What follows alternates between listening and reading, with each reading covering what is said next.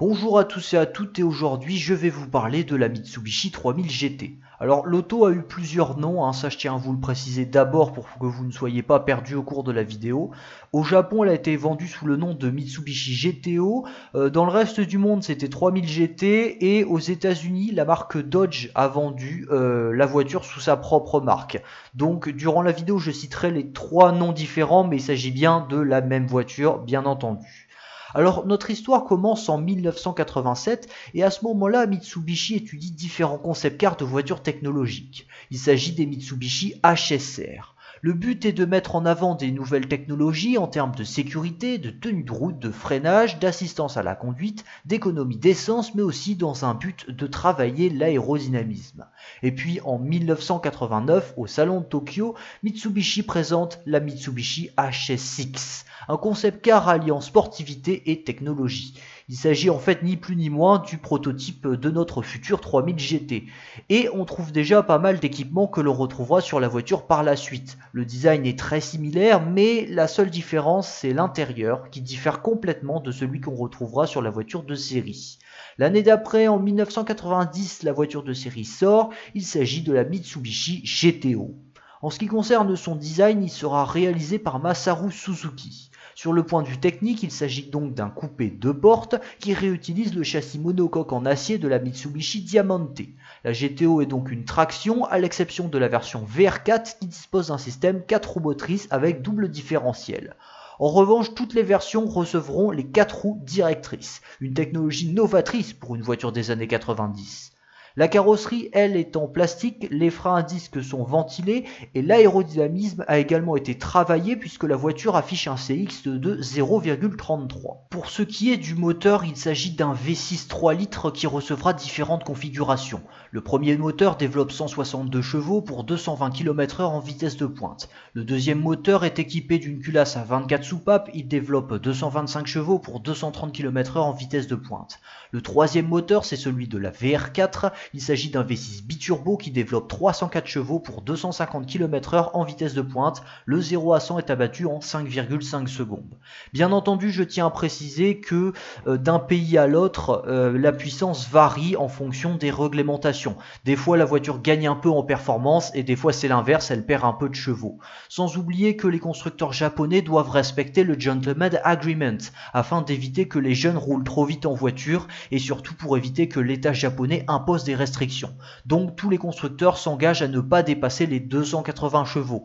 Donc par conséquent, la version VR4 sera bridée à 286 chevaux, contre du coup 304 pour les autres versions d'export.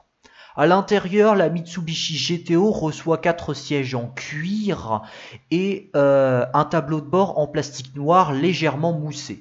Cependant, toutes les GTO n'avaient pas un tableau de bord noir, on pouvait choisir un intérieur plus coloré et on pouvait aussi commander des petites décorations en faux bois, comme c'est le cas sur ce magnifique intérieur rose. En ce qui concerne les équipements, on retrouve une boîte 5 vitesses manuelle Getrag et à partir de 1992, une boîte automatique à 4 rapports sera proposée en option. Dans cet intérieur, on trouve divers équipements qui sont souvent très technologiques. Un airbag pour le conducteur, un système de suspension modifiable à souhait, on peut donc assouplir ou rigidifier sa suspension en fonction de ses besoins. On trouve aussi l'ABS, la direction assistée, les vitres électriques, les sièges électriques, une chaîne hi-fi, le verrouillage centralisé, un régulateur de vitesse, un audio contrôle sur le volant, un système de climatisation très moderne qui pouvait vraiment être adaptable à souhait et qui était vraiment très efficace, ainsi que le système aéroactive. En fait, ce système, il suffit juste d'appuyer sur un bouton et cela fait déployer un petit spoiler à l'avant et l'aileron à l'arrière bouge afin d'améliorer l'aérodynamisme et les performances. On peut activer ce système manuellement en appuyant sur un bouton, mais il faut savoir que ce système, il s'active automatiquement à partir de 80 km/h afin d'améliorer l'aérodynamisme. Et quand vous baissez en vitesse, que vous arrivez en dessous de 80 km/h, le système aéroactif se désactive et revient dans une configuration normale. Le système aéroactif sera uniquement réservé à la version VR4. Et enfin, on a un système d'échappement à double sonorité. On a donc 2 modes, normal et silencieux.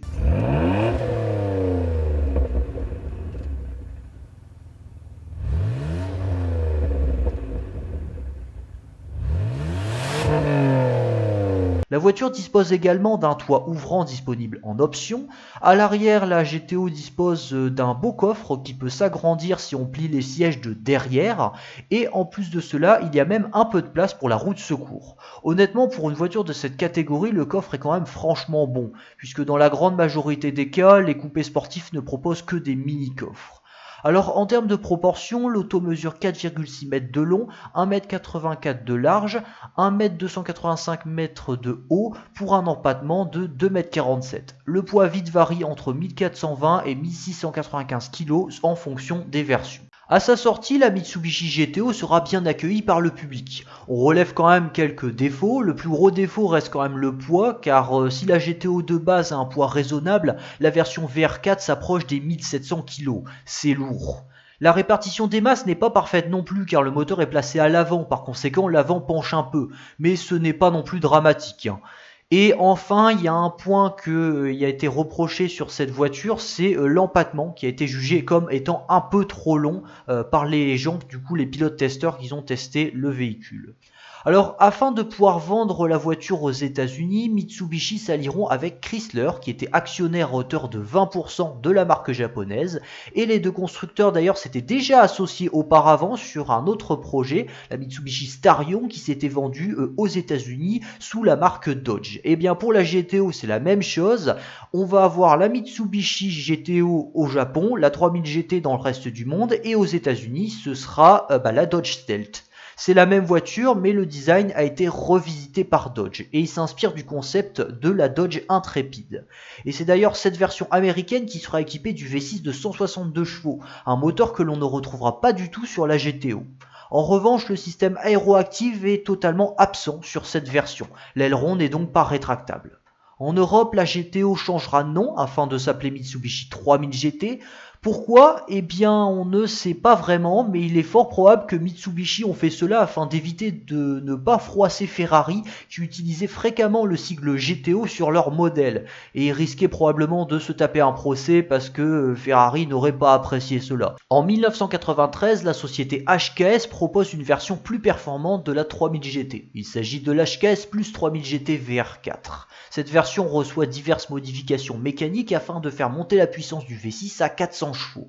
Alors, j'ai pas énormément d'infos en ce qui concerne la puissance de la voiture, mais je sais qu'elle peut abattre le 0 à 100 en 4 secondes. Les jantes sont modifiées, la suspension est modifiée, l'intérieur reçoit de nouvelles jauges afin d'indiquer la pression du turbo. Cette version de la 3000 GT ne se vendra pas énormément car la 3000 GT de base était déjà une voiture dont le prix d'achat est élevé, alors la version HKS, elle était beaucoup plus chère. Sans oublier que les composants HKS étaient achetables à la carte, donc trouver une 3000 GT avec tous les composants HKS, c'est quasiment impossible.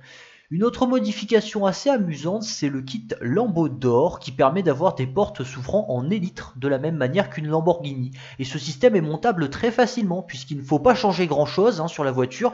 Il ne faut pas forcément être super mécanicien pour monter ça, c'est très simple, on peut installer ce système facilement.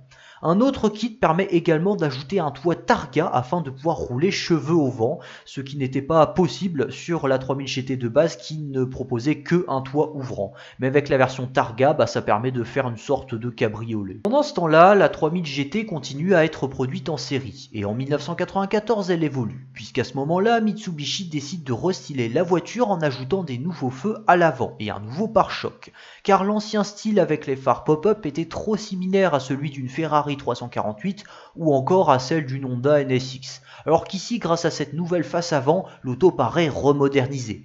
Mais Mitsubishi ne se contenteront pas juste d'un simple restyling, puisque la voiture évolue avec l'ajout d'une boîte à 6 rapports, disponible en option, ainsi qu'un airbag passager. Et la face arrière est très légèrement restylée au niveau des feux arrière. La Dodge Stealth sera également restylée au même moment, mais pas de la même manière, puisque les phares et les pare-chocs avant seront réalisés spécifiquement pour cette version. Afin de satisfaire la demande des clients qui trouvent que la 3000 GT est trop lourde, Mitsubishi concevra une nouvelle version plus allégée. Il s'agit de la Mitsubishi GTO MR. Cette version sera revendue exclusivement au Japon.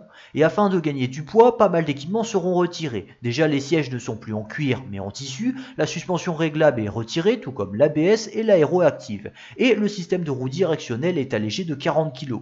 Le moteur n'est pas modifié, il reste d'origine, mais les performances évoluent quand même légèrement par rapport à une GTO classique grâce du coup au gain de poids, donc elle peut abattre le 0 à 100 plus rapidement par rapport à une GTO de base. Pendant ce temps-là, ASC, une société spécialisée dans la réalisation de cabriolets, décide de créer une version cabriolet de la 3000 GT. Le projet plaît beaucoup à Mitsubishi qui autorise ASC à réaliser la voiture avec eux.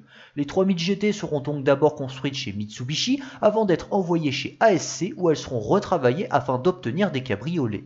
Et lorsque les voitures sont terminées, ASC effectue un test en projetant de l'eau afin de vérifier que le véhicule est bien étanche.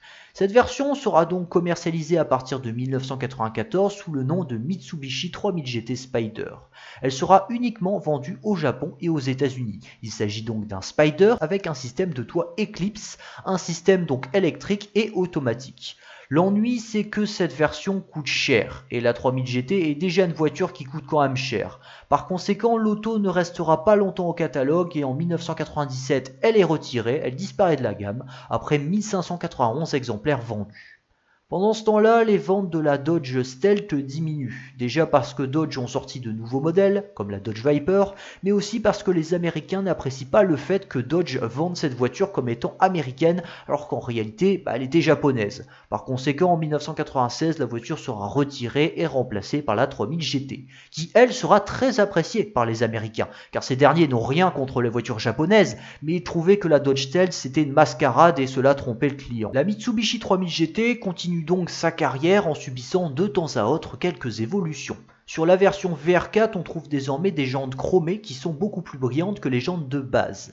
Les clés sont équipées d'un système permettant d'ouvrir la voiture à distance et ça ce sera proposé sur toutes les versions. En 1996, l'aéroactif sera retiré afin de baisser le prix d'achat de la voiture. Il faut dire que le Japon était frappé par une crise économique et les ventes de Mitsubishi au Japon commençaient à baisser.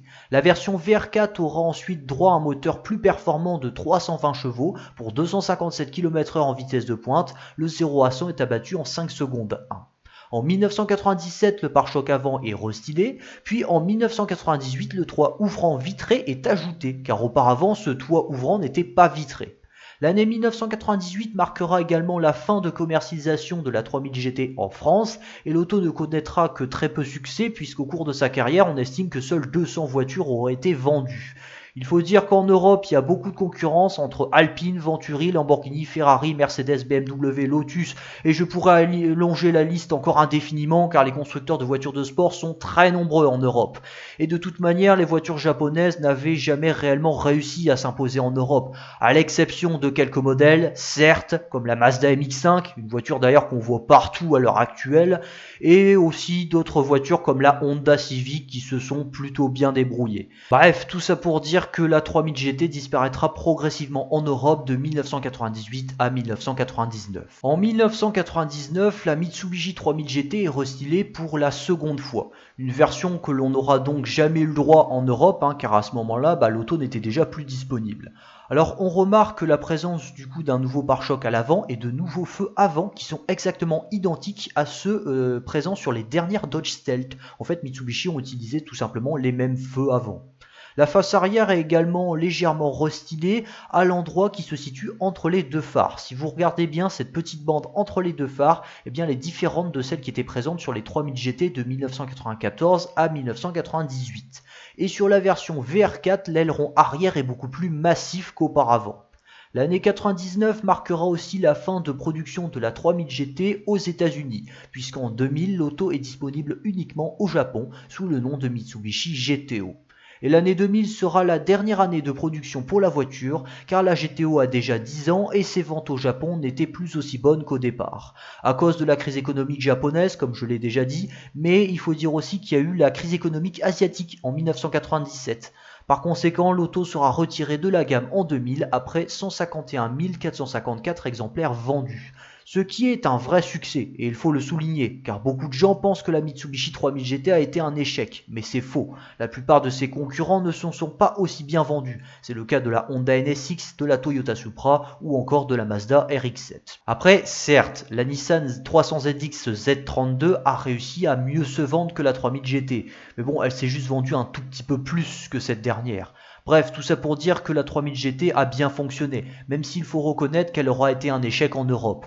Mais d'un autre côté, aucune autre voiture de sport européenne ne pourra se vanter de s'être aussi bien vendue que la 3000 GT. Si vous souhaitez acheter une Mitsubishi 3000 GT, il faut savoir que c'est une voiture très fiable, mais assez coûteuse en entretien. Mais sur ce point de vue-là, c'est loin d'être la pire. Une Ferrari avec les mêmes performances sera plus onéreuse en entretien qu'une 3000 GT. Donc c'est pas complètement une ruine, mais d'un autre côté, il faut quand même prévoir un budget là-dessus.